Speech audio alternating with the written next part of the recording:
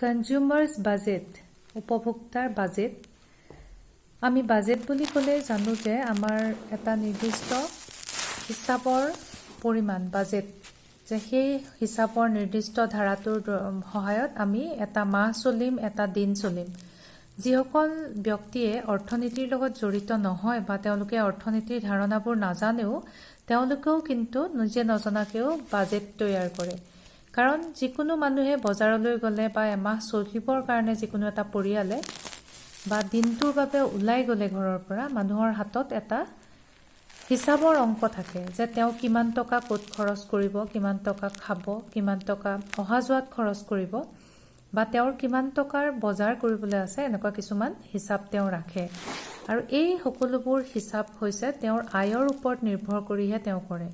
কাৰণ তেওঁ যিমান আয় হয় সেই অনুপাতেহে তেওঁ ব্যয় কৰিব পাৰিব আৰু সকলো ব্যক্তিয়ে এই ক্ষেত্ৰত বিবেচক হিচাপে কাম কৰে বিবেচক ব্যক্তি হিচাপে কাম কৰে আৰু হে নিজৰ আয়ৰ ওপৰত নিৰ্ভৰ কৰি একোটা হিচাপৰ খতিয়ান নিজৰ লগত ৰাখে আৰু এই গোটেই আয়ৰ সমষ্টিটোকে এজন উপভোক্তাৰ বাজেট বুলি কোৱা হয় ইয়াৰ পাছত আহিলে যে বাজেট ৰেখা কি বাজেট ৰেখা হৈছে যে এজন উপভোক্তাৰ তেওঁৰ আয়ৰ নিৰ্দিষ্ট আয়ৰ সীমা ৰেখাডালেই হৈছে বাজেট ৰেখা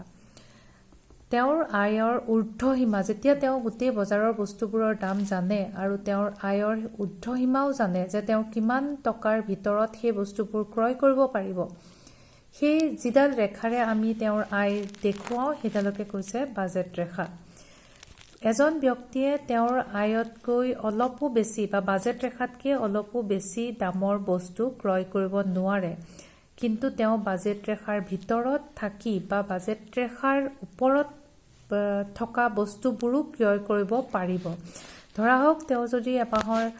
আয় 10,000 টকা হয় তেতিয়াহ'লে তেওঁ 10,000 টকালৈকে বস্তুত খৰচ কৰিব পাৰিব কিন্তু তাতকৈ 1 টকা বেছি হ'লেও তেওঁ সেইটো নোৱাৰিব